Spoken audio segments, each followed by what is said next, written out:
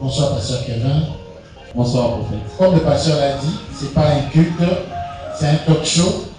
Alors, je ne vais pas expliquer les concepts encore, ceux qui viennent pour la première fois. Comment nous faisons cela? Nous exposons sur les sujets pendant 20 à 30 minutes et nous recevrons des questions. Donc, ceci n'est pas une prédication, mais c'est un exposé à la lumière de la parole. Amen. Amen. Très important. C'est pour cela, si vous êtes nouveau au concept, ne soyez pas gênés. Je pense qu'il y a des listes qui vont circuler, puis déjà que le questionnaire circule, comme ça les gens peuvent déjà écrire la question, et puis on va le recevoir à la fin pour répondre à vos préoccupations. Voilà, on va aller comme ça, le prophète va exposer, et puis on va poser des questions. Permettez-moi de commenter avec cette question parce que je remarque que beaucoup ne sont décédés pendant la fois passée par rapport aux femmes de nuit et maris de nuit. Parce que ici à un moment on a essayé d'expliquer comme on n'était pas là, on a essayé un peu de débattre, de faire un débat par rapport que nous naissons étant païens, que nous naissons étant péchés.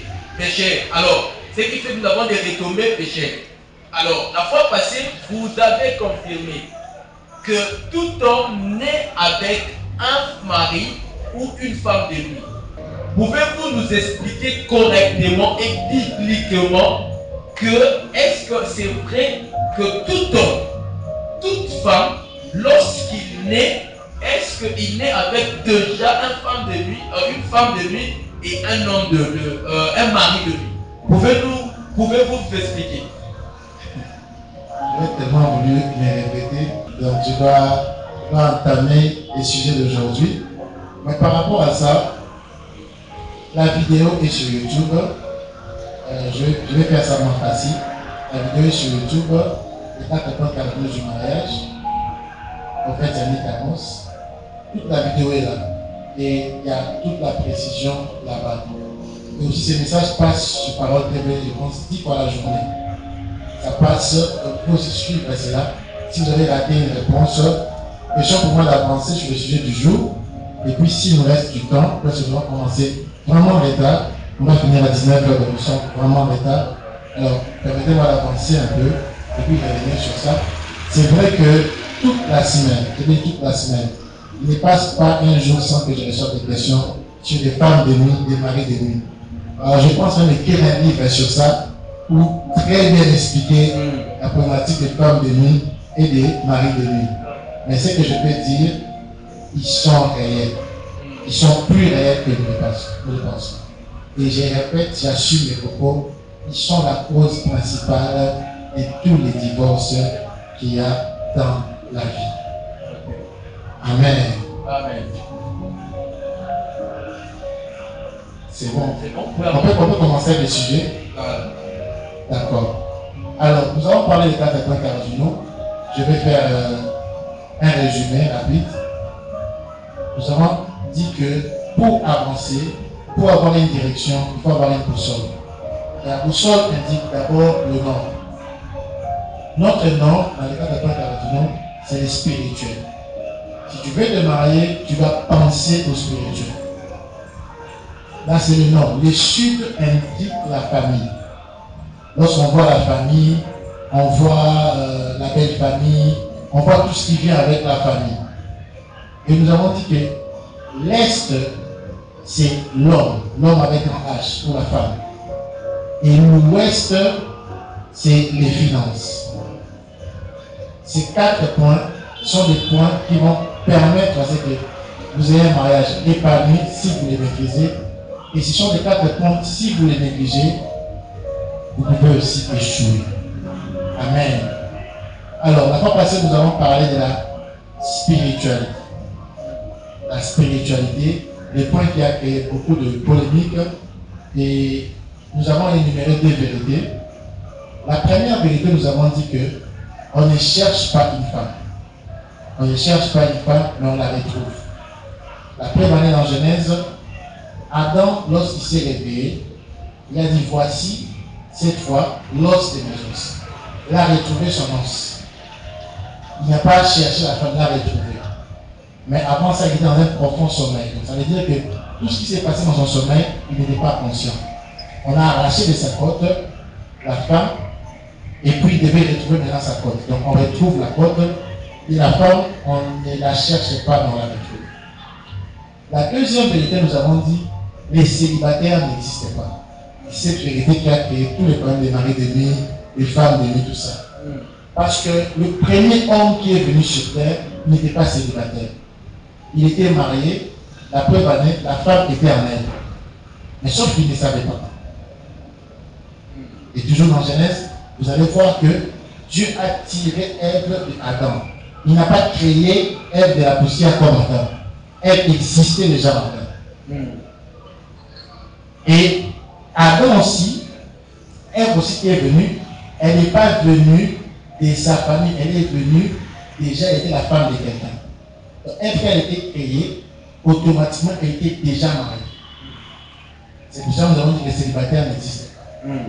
Alors, pour parler des femmes de nuit, maris de nuit, nous avons dit ceci par rapport à cette problématique, parce que c'est un sujet, je ne vais pas survoler cela, parce que j'ai eu le temps de parler, de répondre aux questions.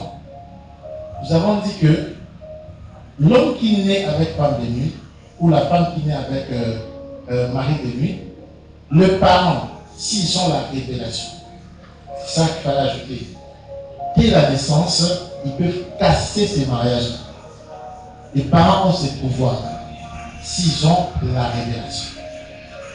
Et ça, les résumés de ce que nous avons dit la fois passée. Alors, aujourd'hui, nous devions aborder le point sur ce qui est la famille. J'avais dit que sur le plan spirituel, il restait encore deux vérités que je vais dire. Alors, je ne vais pas les énoncer maintenant, parce qu'il y aura une autre série de 4.49 volume 2, après la première série, où je vais revenir sur ça. Mais comme il nous reste qu'un seul dimanche, il faudra toucher encore d'autres points. On va avancer avec la famille. Correct. Alors, il y a quelque chose que, Dieu merci, vous en avez parlé, ça fait l'objet de plusieurs débats. C'est le point 1 de la famille, mais c'est aussi une transition entre le spirituel et la famille. C'est la dot. Correct. Amen. Amen. C'est la dot. On va lire Genèse 24.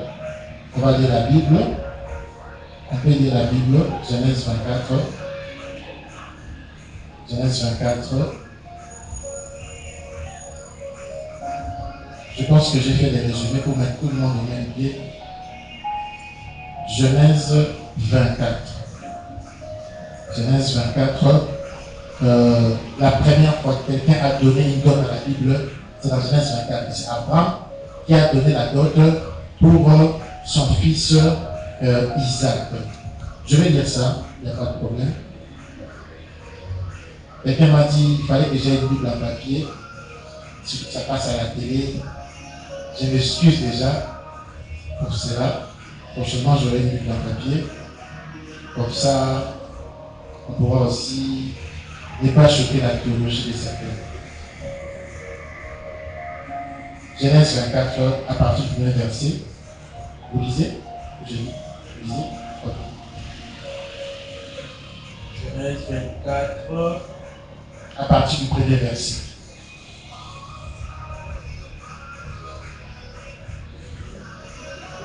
À partir du premier verset. Abraham étant vieux, avancé en âge, et l'Éternel avait béni Abraham en toutes choses. Abraham dit à son serviteur le plus ancien de sa maison, l'intendant de tous ses biens, mais je t'ai pris ta main sous ma cuisse, et je te ferai jurer par l'Éternel, le Dieu du ciel et le Dieu de la terre, et ne pas prendre pour mon fils une femme parmi les filles des Cananéens, au milieu de ce que j'habite, mais d'aller dans mon pays ou dans ma patrie prendre une femme pour mon fils Isaac. Le serviteur lui répondit, peut-être la femme ne voudra-t-elle pas me suivre dans ces pays-ci? Devrais-je mener ton fils dans le pays d'où tu es sorti? Abraham lui dit, garde-toi d'y mener mon fils. L'Éternel, le Dieu du ciel, Dieu m'a fait sortir de la maison de mon père et de ma patrie, qui m'a parlé et qui m'a juré en disant, je donnerai ces pays à ta postérité. Lui-même enverra son ange devant toi. Et c'est de là que tu prendras une femme pour mon fils. Si la femme ne veut pas te suivre, tu seras dégagé de ses serments que je te ferai. Seulement, tu n'y amèneras pas mon fils. Le serviteur mit sa main sur la cuisse d'Abraham, son Seigneur, et lui jura d'observer ces choses. Le serviteur prit 10 chameaux parmi les chameaux de son Seigneur, et il partit ayant à sa disposition tout le bien de son Seigneur. Et il s'éleva et en allant à Mésopotamie, à la ville de Nachor. Et il fit reposer les chameaux sur leurs genoux hors de la ville, près d'un puits, au temple du soir, au temple où sont celles qui vont puiser de l'eau. Et il dit, Éternel, Dieu mon Seigneur, Abraham, fais-moi, je te prie, fais-moi rencontrer aujourd'hui ce que je désire. Et use des bontés envers mon Seigneur Abraham. Voici, je me tiens près de la source d'eau, et la fille de gens de la ville vont sortir pour puiser, que la jeune fille à laquelle je dirai, penche ta cruche, je te prie, pour que je boive. Et que répondra, bois, je donnerai aussi à boire à tes chameaux. Soit, c'est celle que tu as destinée à ton serviteur Isaac. Et par là, je connaîtrai que tu uses de bonté envers mon Seigneur. Il n'a pas encore fini de parler et sortit sa cruche sur l'épaule. Rebecca, née de Bethuel, fils de Milka, femme de Nachor, frère d'Abraham, c'était une jeune fille très belle de figure. Elle était vierge, aucun homme ne l'avait connue. Elle descendait à la source, remplit sa couche et remonta. Et les serviteurs coururent au-devant d'elle et dit, laisse-moi boire, je te prie, un peu d'eau de ta cruche. Elle répondit, bois mon Seigneur. Et elle, s'empressant d'abaisser sa cruche sur sa main, et lui donna à boire. Quand elle eut achevé à lui donner à boire, elle dit, je puiserai aussi pour tes chameaux jusqu'à ce qu'ils aient assez bu. Et elle, s'empressant de vider sa cruche dans la prévoir, et courut encore au puits pour puiser, et elle puisa pour tous les chameaux. L'homme la regarda avec étonnement et sans rien dire, pour voir si l'Éternel faisait réussir son voyage ou non. Quand les chameaux eurent fini de boire, l'homme prit un anneau d'or, du poids d'un demi-cycle et de 2 bracelets du poids de 10 cycles d'or. Et il dit, de qui tu es fille? Dis-le-moi, je te prie. Y a-t-il dans la maison de ton père de la place pour passer la nuit? Elle répondit, je suis la fille de Bethuel, fils de Milka et de Nachor. Et elle lui dit encore, il y a chez nous de la paille et du fourrage en abondance. Et aussi de la place pour passer une nuit. Alors l'homme s'inclina et se prosterna devant l'Éternel en disant, béni soit l'Éternel, le Dieu de mon Seigneur Abraham, qui n'a pas renoncé à sa miséricorde et à sa fidélité envers mon Seigneur. Moi-même, l'Éternel m'a conduit à la maison de frère de mon Seigneur, la jeune fille. Merci de dire. Lecture est longue, on va continuer sur cela. Dis à ton voisin, ne sois pas choqué. Ne sois pas choqué. Dis-lui, ne sois pas choqué. Pasteur Kevin, j'ai fait l'objet de beaucoup de menaces. Ok, d'abord. À cause de ces dimanches, ces 4 dimanches. Ok. Et ce que je vais dire encore ici, je m'excuse déjà à la télévision, pour qui me suivez, je m'excuse déjà sur YouTube. Je vais choquer la religion, mais je vais rester biblique. Amen. Ok, amen. J'ai parlé même avec ma femme ce matin. Quand je lui ai donné l'image que j'allais dire, elle m'a dit il faut qu'il y ait même des gardes du corps pour te protéger. Parce qu'on risque de te lapider. La première femme qu'on a épousée, dans les moyens de la dot, on compte par elle parce qu'elle n'a pas été prise dans ces moyens-là. C'était d'abord une femme que l'homme n'avait pas vu. Ok. Amen. Amen. C'était une femme que l'homme n'avait pas vue. Et cela confirme la thèse selon laquelle on cherche notre femme, on la retrouve. Lorsque vous voulez connaître un système, selon la volonté parfaite de Dieu, je ne parle pas de la volonté permissive, parce qu'il y a des volontés de Dieu. Il y a la volonté parfaite de Dieu, que Dieu lui-même a établi au commencement, et puis il y a la volonté permissive que Dieu laisse à cause de la dureté du cœur des hommes, comme Jésus avait dit aux pharisiens. Et lorsqu'on est dans le parfait, on n'a pas le droit, on ne donne pas la porte d'accès au diable. Amen. Amen. Beaucoup de choses échouent parce que le commencement a déjà été mal fait. Ok. La femme qu'on va épouser pour Isaac a d'abord bénéficié de deux choses que j'aimerais mentionner ici. La première des choses qu'elle a bénéficié du spirituel, du divin, de la sagesse divine. Écoutez Abraham quand il donne des critères à cette femme. Il dit clairement que ne va pas chercher une femme chez Canaan, du milieu duquel je vis. Il dit va chercher une femme dans ma famille. C'est la première des choses qu'il dit à Eliezer. Il dit à Eliezer, et la deuxième des choses qu'il dit à Eliezer, il dit si la femme, parce que les gens lui posent la question, si la femme refuse de te suivre, alors on sera quitte du serment. Et remarquez bien, il a fait jurer à Eliezer toutes ces choses. Et puis vieux serviteur à Eliezer. La deuxième des choses que la femme a bénéficié, elle a bénéficié de l'appui du vieux serviteur. La sagesse humaine.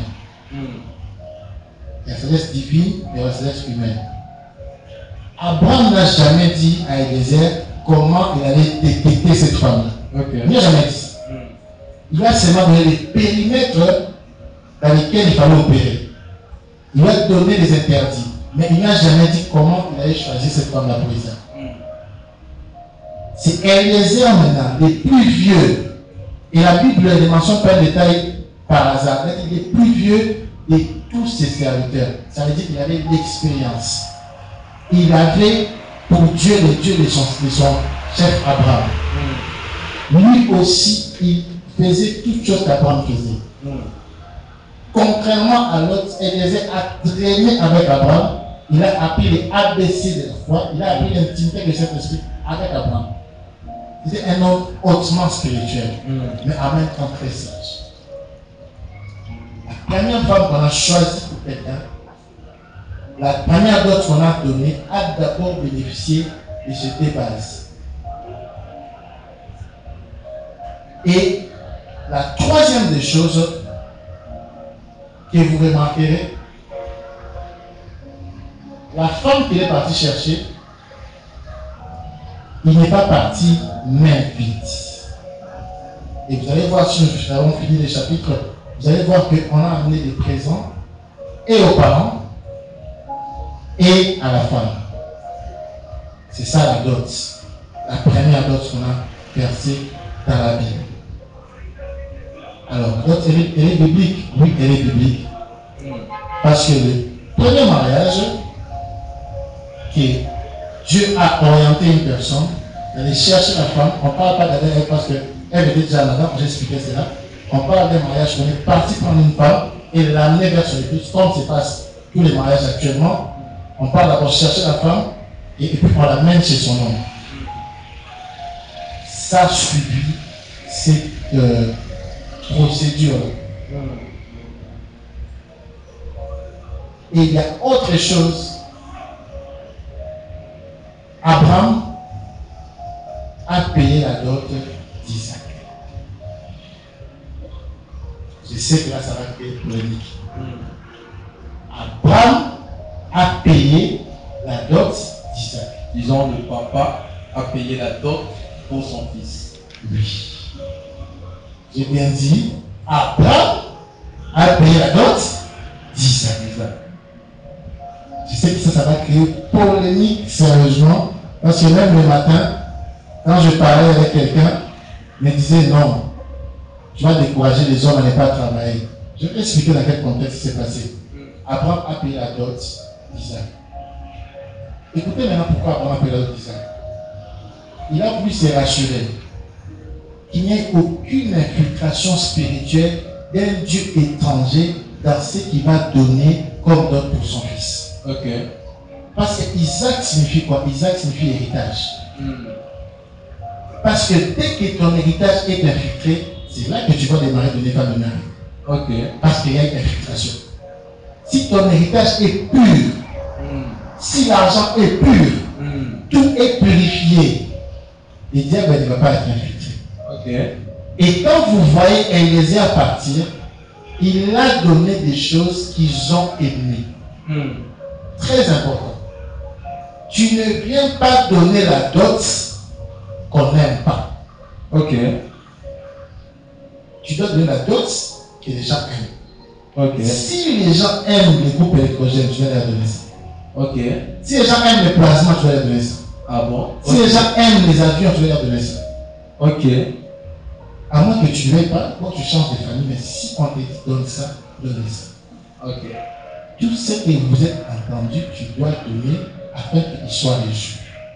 Parce que s'ils ne sont pas réjouis, on te donnera la femme, mais on va garder les trompes.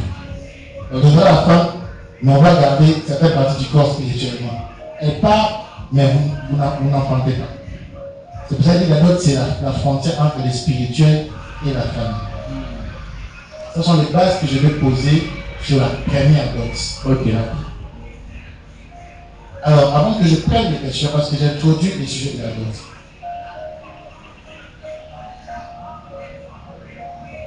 Ce qui est bizarre dans cette dot ici, c'est très bizarre. Eliezer de Damas, le plus vieux serviteur,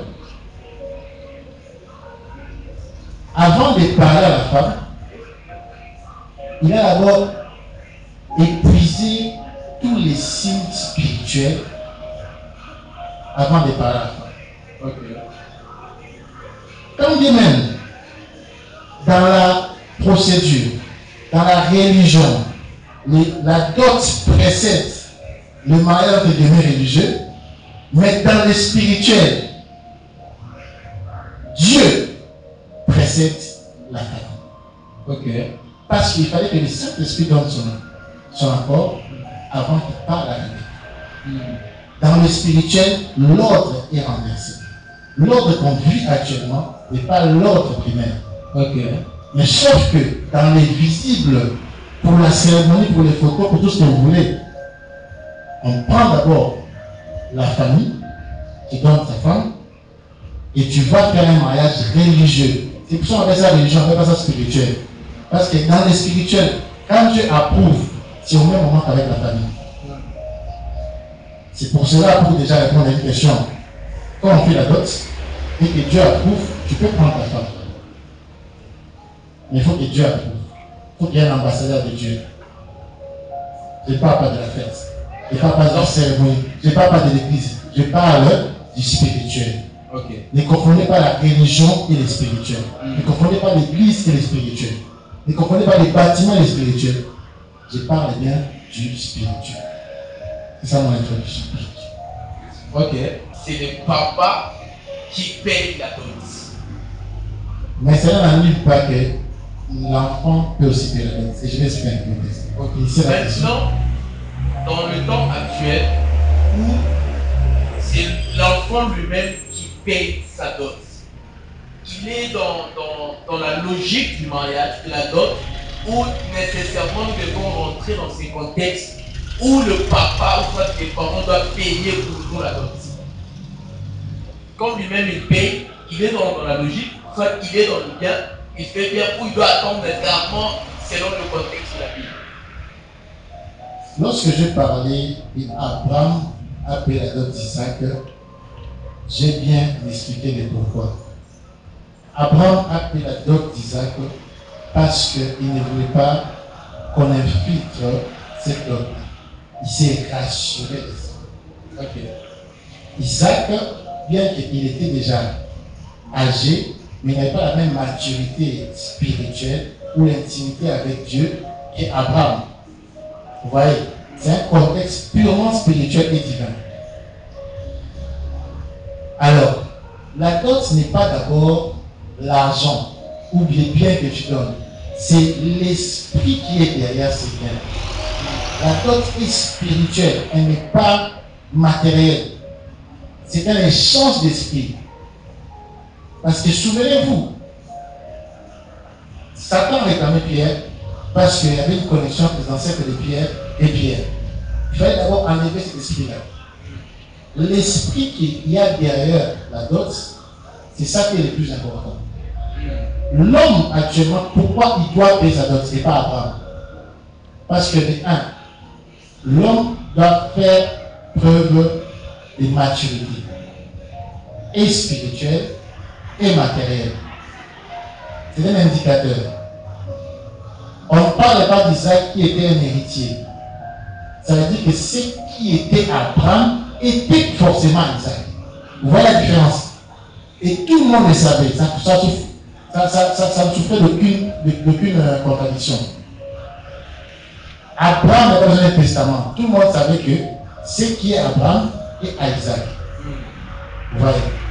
Donc tous les biens d'Abraham, si on dit dans le contexte actuel, toutes les parcelles d'Abraham portaient le nom d'Isaac. Et automatiquement, l'argent qu'il a utilisé, c'était aussi l'argent d'Isaac. Ok. Vous voyez la différence? Maintenant, dans le contexte actuel, combien d'héritiers connaissez-vous?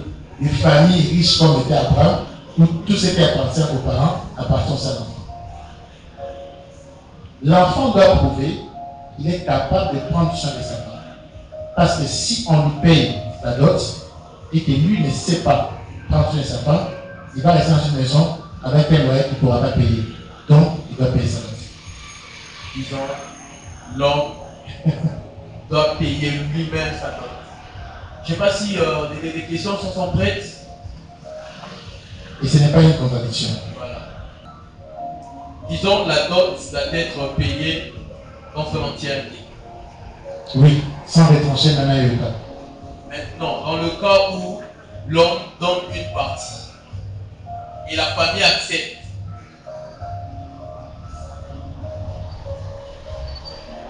tout dépend du contexte. Parce que n'oubliez pas, la dot a deux volets.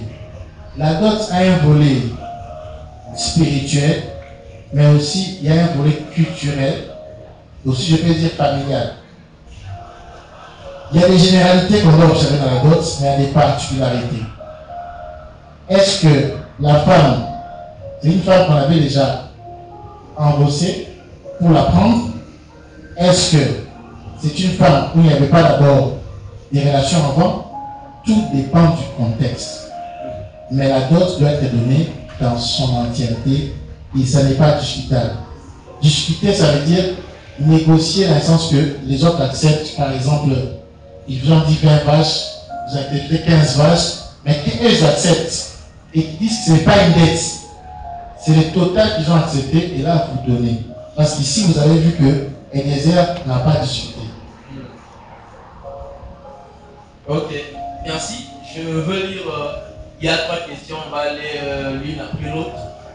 Comment la dot versée à Abraham a-t-elle une version spirituelle et non religieuse? D'abord, il faut définir la différence entre la religion et le spirituel. On va d'abord commencer par ça. La religion, c'est un ensemble de justes, des coutumes, des choses établies, des règles établies dans un contexte, on peut dire, ecclésiastique ou même non ecclésiastique, des choses à suivre obligatoires. Mais les spirituels, c'est l'émanation du Saint-Esprit. La religion peut me dire que je commence les cultes à 8 heures, ce qui n'est pas mauvais, Mais les spirituels peuvent me dire que je commence là à 7h50 par des prières en langue.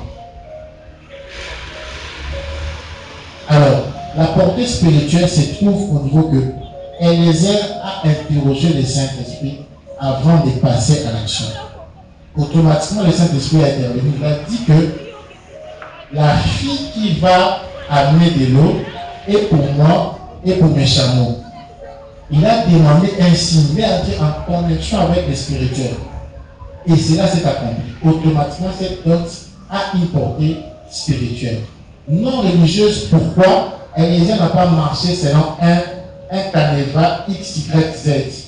Bien qu'Abraham lui avait donné déjà les périmètres, mais il a suivi son instinct spirituel. Pour ne pas dire le Saint-Esprit. Merci. Deuxième question. Quel est l'élément primordial à constater dans le mariage qu'on n'a pas le mari ou la femme de nuit? Cette histoire des femmes de nuit, ça revient, hein? Je pense qu'on doit vraiment donner un temps pour ça. Ce sujet, il est très capital. Quel est l'élément primordial? D'abord, quand on parle de mariage de nuit, on parle de mariage, j'avais dit ça la fois passée, un mariage spirituel avec sûrement un inconnu. L'inconnu, ça veut dire que vous ne connaissez pas la personne, d'autres ne connaissent pas la révélation, sans témoin, sans tout ce qu'on vit dans les mariages actuels. Et le mari de nuit ou la femme de nuit, il apparaît sous plusieurs formes. Il peut apparaître par des problèmes, par des querelles, par beaucoup de choses. Et il y a des choses que je ne dirai pas ici, mais il peut apparaître par certaines manifestations corporelles lorsque on se réveille. Vous allez savoir que vous avez un rêve. Il peut apparaître par des songes. Il peut devenir réel par, il n'y a pas d'enfant ici, par des accouchements. C'est très important. Alors, ce sont des indicateurs qu'il est là. Mais l'élément primordial pour savoir qu'il n'est pas là, c'est une délivrance totale de ces choses-là, comme j'avais dit la fois passée, avant le mariage. Ok. C'est préférable. Mais pendant le mariage, on peut aussi s'en sortir. Voilà, la troisième question.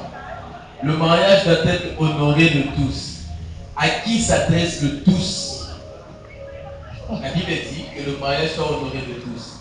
Mais dans le tous là, à qui s'adresse? Et ça va de tous one. C'est très simple. Et tous représentent les trois. Il y a les spirituels ou les divins, il y a la famille, et puis il y a César. Parce que Dieu dit, rendez à César ce qu'il y a à César, à Dieu ce qu'il y a à Dieu. Il y a ces triangles-là et tous. Ce sont les trois qui doivent être. C'est bon. Je veux poser une question avant de prendre cette question. Quand vous avez dit que le principe et l'idée, le contexte de mariage d'Isaac, d'abord le divin était avant l'acte. Nous savons ici que ça s'est fait, d'abord l'acte, et puis on part à l'église. Maintenant, vous semblez dire l'inverse, que le spirituel doit commencer avant. Soit le mariage, il faudrait qu'il y ait le spirituel. Donc, comment pouvez-vous nous expliquer un peu plus en détail en quoi le spirituel doit commencer avant que l'acte? Alors, j'aimerais déjà clarifier les choses.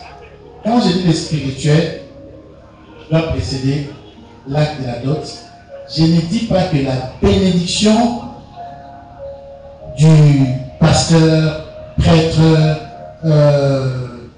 tout ce que l'imam, représentant religieux, je ne dis pas que cette bénédiction doit précéder la cérémonie de la dot. Non, je n'ai pas dit ça. Il faut bien comprendre. Je dis ceci.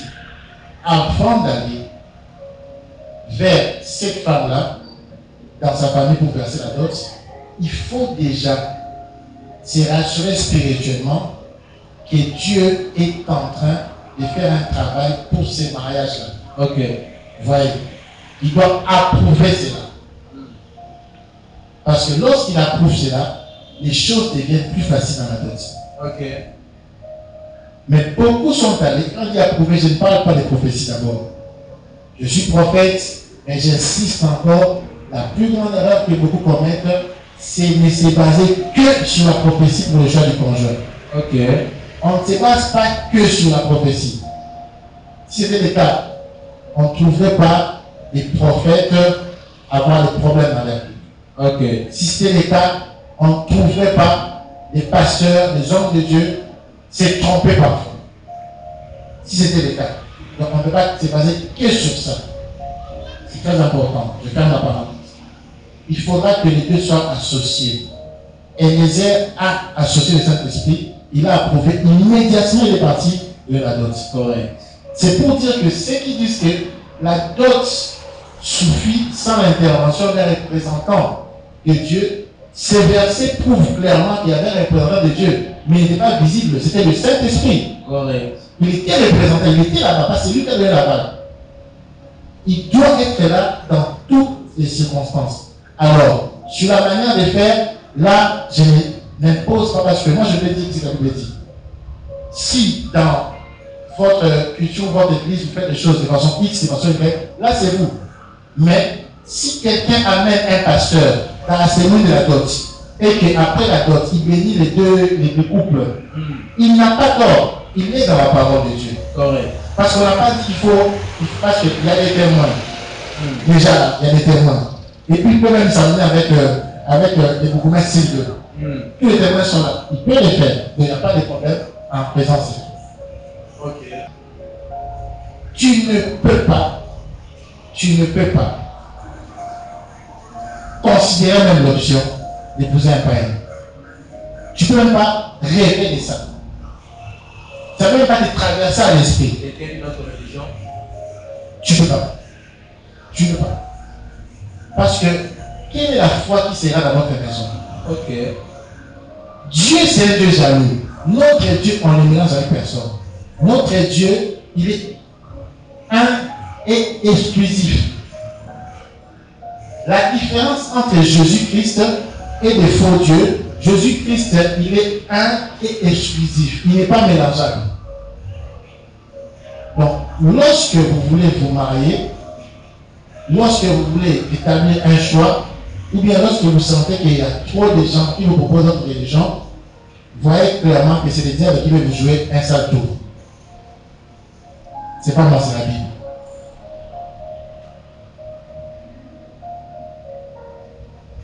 Ok, merci, c'est clair et net. Vous m'avez regardé, vous m'avez dit cette question. Qu'est-ce que c'est que cette question ici? Ok, c'est clair et visible net. ou On pas? ne peut pas épouser quelqu'un dont vous ne croyez pas la même croyance, en d'autres termes. Ouais. Tu ne peux pas épouser un païen. Si tu es musulman, tu ne peux pas épouser un chrétien, une chrétienne. Si tu es ceci, automatiquement, Vous dis devez non. communier la même fois. Voilà, chers parents, même quand l'enfant s'enquête, il faut dire non. Parce que, ça sera. Voilà, je commence. Comment Dieu par rapport à la dot. Comment Dieu apporte? Comment?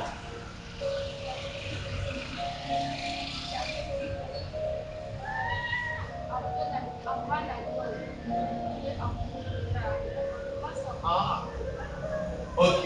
Comment vous avez dit que Dieu approuve la relation avant la dot?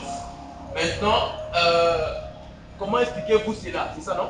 En d'autres termes, comment expliquez-vous cela que Dieu approuve la relation avant la dot? Pendant que la relation, le mariage est confirmé par la dot. Comment Dieu l'approuve encore avant la dot? Il y a trois choses que vous allez remarquer dans les instructions d'Abraham. Je reste vraiment sur le même chapitre, je ne vais pas aller. La première des choses, c'est le périmètre. Il y a un périmètre établi à ne pas dépasser. Déjà, et c'est de ça qu'on parlait, le périmètre, il doit être de la même foi, automatiquement. Le mariage n'est pas une campagne d'évangélisation. Amen. Il est dans la même forme. Premier, c'est les périmètres. Deuxième des choses, il faut un serment. Il a fait jurer à Eliezer. Ça veut dire quoi? Quand on dit serment, ce sont des commandements. Nous, chrétiens, on a les serments. On a des choses qu'on ne doit pas faire. On a des interdits. Il y a des choses qu'on ne doit plus retrouver. Il y a les 10 commandements déjà de Moïse. Il y a la loi de Moïse qui est toujours d'actualité. Parce que Jésus l'a accompli, n'a pas aboli cela. Et il y a les écritures de Dieu. C'est notre serment, notre Bible. La Bible, c'est le deuxième indicateur. Il a fait jurer à Eliezer. Moi, je ne vais pas jurer qu'il y a un serment là-bas. Et les serments dont on parle, c'est la Bible, la parole de Dieu. Et puis la troisième des choses, il y a l'amour. Il dit, si la fille n'accepte pas, tu laisses. Ce sont les 3 indicateurs qui vous montrent que Dieu a approuvé cela. Lorsqu'il approuve cela, et vous allez à la dot, pas à la dot, si Dieu n'a pas approuvé quelque chose, vous allez divorcer. Okay. C'est clair. Deuxième question.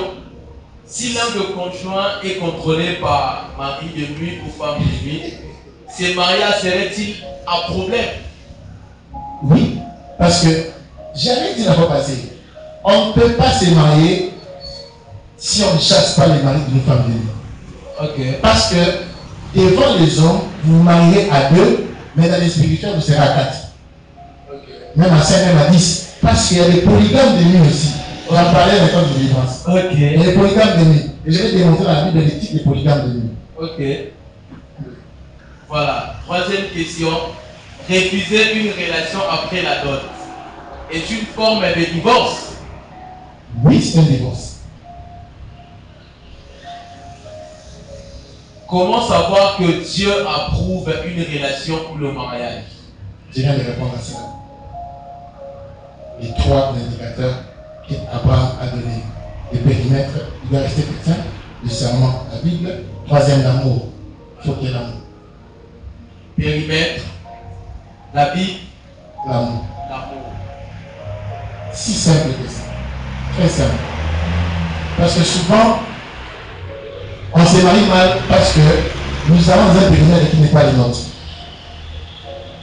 Par exemple, moi, même si, bon, si j'étais célibataire, je suis déjà marié, mais quand j'étais célibataire, même si la fille brillait comme de l'or, mais si j'ai vérifié seulement sa foi, elle n'est pas la mienne. Ici, je ne regarde même plus. Je ne me pose même plus la question. Parce que lorsque tu as le visage du ciel, ta foi, toi, en Jésus-Christ, et que tu vois que ton visage peut être menacé à cause de l'amour, entre guillemets, tu vas choisir quoi? L'enfer ou le ciel? Parce que beaucoup de gens qui vont en enfer à cause de leur mariage. Là, je peux dire, beaucoup de gens perdront leur foi à cause de leur mariage. Okay. Parce qu'on fait des mauvais choix. Ok. Si la somme demandée à la dot est exagérée, telle qu'une somme de $4,000 et l'homme est incapable de payer, qu'est-ce que l'homme doit faire pour cela? S'il y a des questions, ramenez-moi, hein, s'il n'y a plus. Je réponds, hein? Ok. Si la somme demandée à la dot est exagérée, telle qu'une somme de 4,000 bahts, et l'homme est incapable de payer, qu'est-ce que l'homme doit faire pour cela? J'avais dit une chose et je répète encore. La dot est la transition entre le spirituel et la famille. Parce que si vous remarquez la première dot, elle commence par le spirituel, mais elle chute par la famille. Parce qu'après, vous allez voir, Eliezer a demandé à la fille, tu es la fille de qui? Il est passé dans sa maison, on va lire cela pour finir le chapitre. Et il a vu sa famille. Et puis on a donné la fille, il l'a ramenée chez Isaac. La dot commence par le spirituel, finit par la famille. Et j'ai dit ici que la dot a 2 volets. Il y a un volet culturel, et il y a un volet aussi spirituel. Ok. Culturel, familial. Et dans la culture, il y a ce qu'on appelle l'arbre des palabres. L'arbre des palabres, c'est quoi? S'il y a un problème, ou bien s'il y a une question qui divise, les anciens s'assoient et ils parlent et trouvent une solution à cela. C'est qui m'amène à la réponse. Si les frères estiment que l'autre est exorbitant, il peut demander à ses parents d'aller négocier avec les parents de la femme et trouver un compromis. Et je précise, la négociation n'est pas le crédit. On ne prend pas une femme à crédit. Il ne faut jamais faire ça. Jamais prendre une femme à crédit. Jamais. Et on ne prend pas la fille d'autrui, lui mettre dans la maison sans payer la dot. C'est ma édition. Correct. Je vais vous montrer tout de suite dans la Bible dans l'Exode.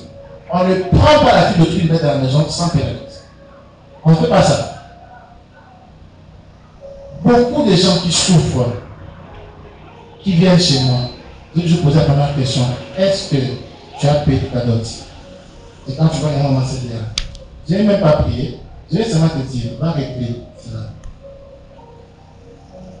J'étais une fois à Lubumbashi, en 2009, je pense. J'accompagnais mon pasteur de l'époque, à une séance de délivrance. On est parti. Démon sort, on a prié. Le démon n'est pas sorti. On a prié sérieusement. Démon sort, démon ne sortait pas. Et à cette époque-là, je servais comme un prophète, mais pas encore dans l'exercice. Mais je voyais les choses. Et on priait, on priait l'intercession. On est passé à l'intercession. Directement, Dieu nous montre la parcelle et la famille de la femme. On a vu des gens mécontents, très mécontants. Et puis, Dieu nous a dit clairement, arrêtez de prier, ce monsieur doit aller finir sa dot. C'est simple. On a perdu, je pense, 4 heures à 8 heures de prière. On a sérieusement prié ce jour-là parce qu'il y avait ignorance. Dieu, c'est un Dieu de principe. La dot devait être versée. Et lorsque le monsieur a fait cela, le problème a été résolu. Alors, je conseillerais au frère qui a posé la question, lorsqu'il ne sait pas trouver une solution, il dit à ses parents, voir les parents de la fille, essayer de négocier un montant que lui devra payer à l'entièreté et puis avancer. C'est ça qu'on appelle la négociation. Et c'est culturel. Ok. Je disais, dans le cas où l'homme est païen et que sa moitié est chrétien, dans ce cas, parce que là, il faut qu'on se marie entre chrétiens. Et que devenir or, nous devons aussi les approcher de nous pour les gagner à Christ. Si on doit commencer à les repousser et chercher seulement à se marier entre nous, vous ne pouvez pas que c'est vraiment injuste. Ok. Merci maman pour la question. Lui, il a dit, l'homme quittera son père et sa mère et s'attachera à sa femme, les deux différents qu'une seule chair. On ne peut pas être une seule chair avec un païen. Ok. Romains 8 dit, celui qui n'a pas l'esprit de Christ en lui ne lui appartient pas. J'avance. Si vraiment vous êtes la côte de la personne, votre sa moitié, il faut que, avant le mariage, avant même d'approuver cela, que l'un de vous rejoigne un camp. Soit celui qui est chrétien devient païen, là on voit qu'ils sont un, soit celui qui est païen devient chrétien. Parce que le mariage, c'est rapprocher, on retrouve la côte et il devient un. Automatiquement, il ne peut pas communier deux fois. Pas dans le mariage, mais avant le mariage. Il faut qu'un camp, peut-être quelqu'un qui est païen, parce que tout le monde n'a pas aussi, c'est une vérité. On doit approcher les païens, je suis d'accord. Peut-être quelqu'un est païen, mais il est perdu au milieu des chrétiens. On a vu des gens comme ça. Ils ont commencé avec la musique chrétienne, Mais après, ils ont fini dans le on a compris que non, ce n'était pas vraiment des chrétiens. Vous voyez. Mais le païen va l'aider à retrouver sa cote et il rentre chez le païen. Ça fait mal, mais c'est la réalité. Peut-être aussi une personne est chrétienne, mais perdue chez les païens, parce que Jésus parle qu'il est venu prendre les brebis perdues. Et il a dit, mes brebis entendent ma voix. C'est très important. C'est pour cela que l'enfer existe, les ciels existent. Il y a des gens qui iront en enfer, il n'y a rien à faire. Et il y a des gens aussi qui iront au ciel. C'est triste, mais c'est la vérité. Ok. Voilà, il faudrait que je commente sur ces points. Dans le mariage, on n'entre pas dans les mariages pour évangéliser. Oh, qu'est-ce qui deviendra? Prêche-les hors le mariage. Mais dans le mariage, on n'entre pas pour intercéder, pour évangéliser. Vous allez pleurer. Là, vous allez souffrir. On dit toujours que deux personnes ne peuvent pas marcher ensemble s'ils ne s'entendent pas. Soit l'autre va suivre l'autre. Si toi tu n'es pas fort, il va suivre. Si tu n'es pas fort, elle va suivre. Mais ce sont des cas très dangereux, surtout dans le couple. Soit si tu es fort, mais avec beaucoup de paix, avec beaucoup de là, c'est vrai. Moi, certains disent même la paix. Non, j'encourage. Dieu ne t'a pas appelé pour entrer dans un mariage où tu vas souffrir, où tu vas intercéder. Dans le mariage, c'est la jouissance. Dans le mariage, c'est pour être calme, c'est pour le repos. C'est pour construire et non pour vouloir encore intercéder. Non. Le lit conjugal n'est pas la chair pour prêcher l'évangile. C'est pourquoi moi j'encourage. Ça c'est école de délivrance, pas ici. Voilà. J'encourage pas les personnes quand il est païen, dit qu'il est païen. C'est compliqué. Au papa, c'est compliqué.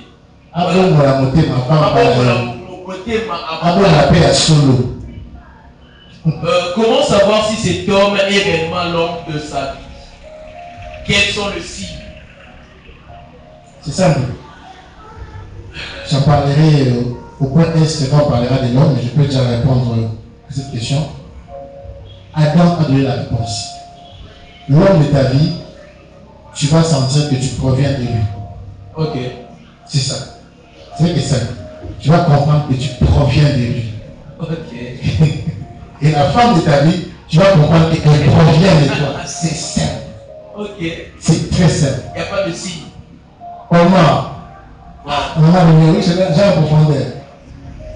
Et, oui, bien sûr. Hey. Je vais donner, il y a 15 éléments dans mon enseignement sur le choix du conjoint. Je vais donner 3 éléments. Ok. 3 éléments primaires. La première des choses, c'est la vision. C'est la vision. Lorsque Abraham, j'aime bien prendre l'exemple d'Abraham parce qu'Abraham, c'est l'ami de Dieu. Abraham, c'est la personne avec qui Dieu a fait les premières expériences dans la marche, dans l'intimité, c'est Abraham. Lorsque Abraham a constaté que ses travailleurs avaient des problèmes avec les travailleurs de son neveu Lot, il a dit, bon, je vais regarder, mais toi regarde d'abord. Lot s'est levé, il a regardé ce qu'il a tiré, Sodome et Gomorrhe. Lot était un vrai païen attiré par les mauvaises choses. Il a été attiré par les mauvaises choses. La vision, c'est qui attire. Et Abraham a compris qu'il fallait que qui se sépare. L'autre est parti de son côté, bien que son neveu. Et Abraham est resté de son côté. La vision, les choses, les mêmes choses doivent vous attirer. C'est vrai, il peut y avoir des divergences, mais des choses basiques, comme la foi. Il y a la même foi, clairement, comme la vision de la vie professionnelle, la vision de la famille, des enfants. Comment vous voyez les choses. C'est très important. Je donne un exemple, je ne poserai pas une femme qui elle a une vision de faire étudier les enfants. Je donne un exemple banal. Dans les écoles publiques, ça peut être un sujet de débat dans un couple. Mais quand tu as une vision de les mettre dans les écoles privées, et puis plus tard à l'étranger, ça peut sembler banal pendant les fiançailles, mais ça peut créer la division sérieusement. pendant le mariage. Vous devez avoir les mêmes visions. Si tu n'aimes pas les femmes ménagères, tu ne vas pas épouser une femme qui n'aime pas travailler. Ok. Ça, c'est un signe. Correct. Parce que ça peut diviser la maison.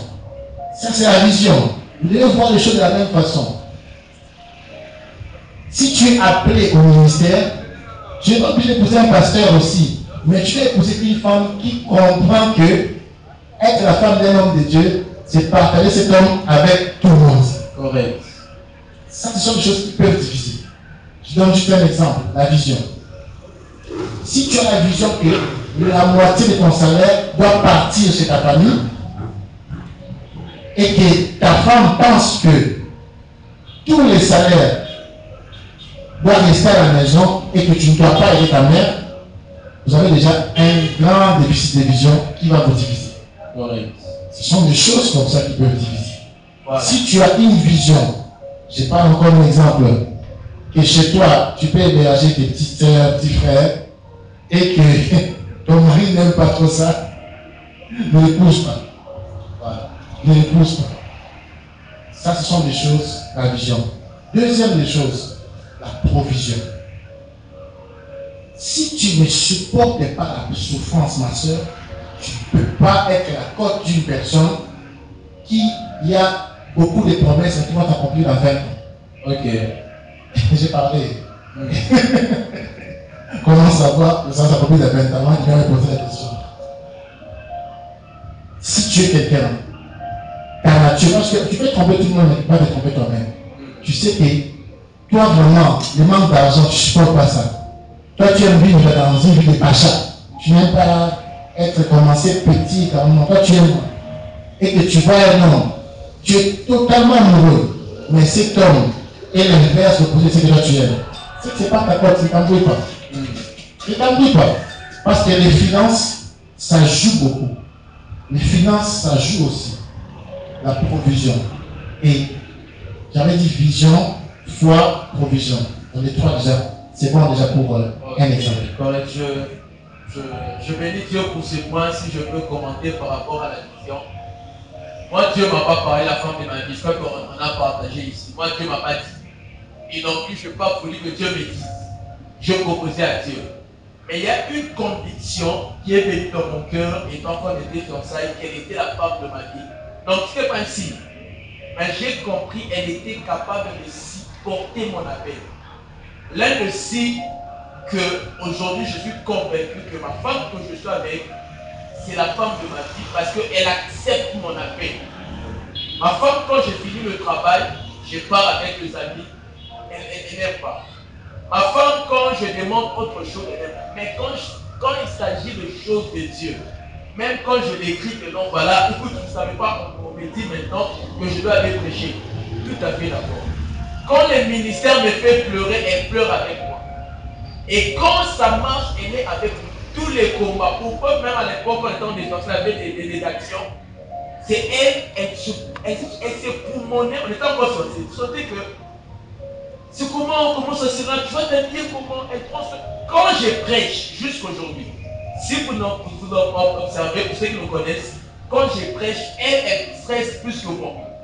Tu sens qu'elle est observe, elle fait des signes, elle veut que ça marche, elle veut que ça réussisse. Pour moi, c'était un signe, je compris, non, elle, parce que ma vie est appelée à servir Dieu, ma vie est dans le ministère, c'est ce signe qui rassure qu'elle est la femme de ma vie. Ça arrive aussi par rapport à la question de la réponse du prophète. Il faudrait quelqu'un qui comprend ta vision, quelqu'un qui soutient ce que tu fais, quelqu'un qui comprend tes choix.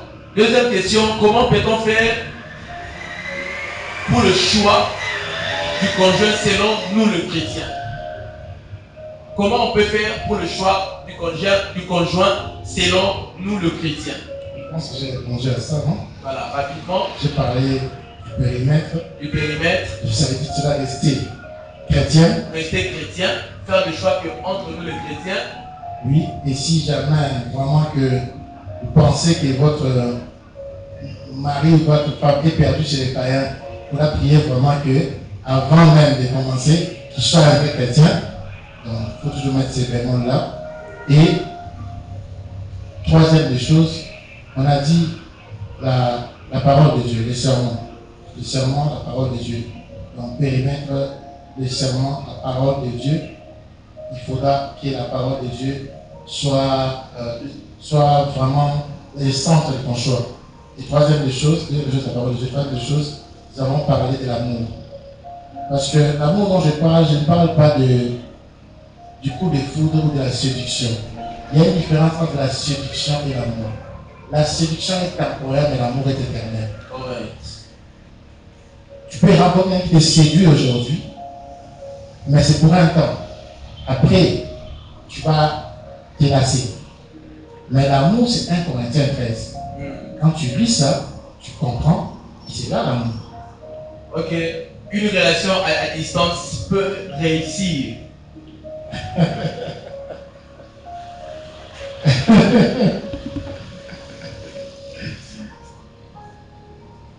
On va chuter par là. Il y a plus de questions. C'est la dernière. Hein? La dernière. C'est bon? Y a-t-il quelqu'un qui a une question? Voilà, je pense que c'est la dernière, l'avant-dernière. J'ai une dernière chose que je vais dire avant. Une relation à distance peut réussir. La relation que Isaac avait avec Rebecca, ils n'avaient même pas de relation. C'était pire que la relation à distance. On lui a pris la femme, on lui a amené. Là, c'était le premier mariage.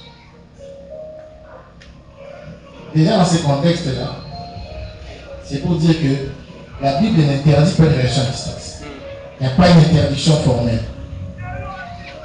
Néanmoins,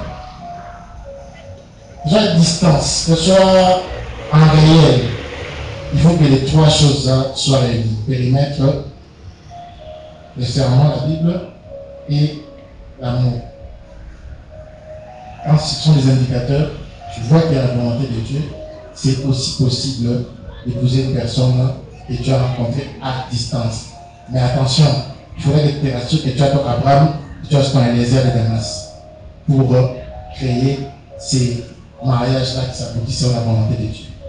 Voilà, c'est ça la réponse. Moi, je me rappelle, avec ma femme à l'école, elle est rentrée faire son visa. Alors, elle a traîné ici. C'est difficile. Moi, j'aime dire ceci. Il y a des gens qui sont appliqués pour ça. C'est quelque chose de difficile de tenir une relation à distance. Alors, il faut vraiment, comme le prophète a dit, par rapport au périmètre, quelqu'un que tu fais comme confiance, le serment qui est la parole de Dieu et l'amour. Quand il y a ces trois choses, je pense que ça peut réussir. Je ne sais pas si vous avez quelque chose à comprendre. Oui. Je vais dire une vérité spirituelle sur la dot. La dernière que je vais conclure, je vais développer le dimanche prochain, avant de passer sur l'autre point. Exode 22:16, on peut lire ça. Exode 22:16. Exode 22:16. Je pense qu'on va maintenant atteindre les points de l'habitation. Exode 22:16. Heureusement que Judas n'est pas là pour me crucifier. Exode 22:16. Exode 22:16. Si un homme séduit une vierge qui n'est point fiancée, qu'il couche avec elle, il paiera sa dot et la prendra pour femme. Merci. L'une des portes, mais l'un des grands devoirs, et chez les hommes et chez les femmes, pour les maris de nuit, c'est ce point ici. 99% des gens échouent ici. Que Dieu vous bénisse. Voilà, est-ce qu'on peut acclamer? Nous sommes à la fin de nos questions.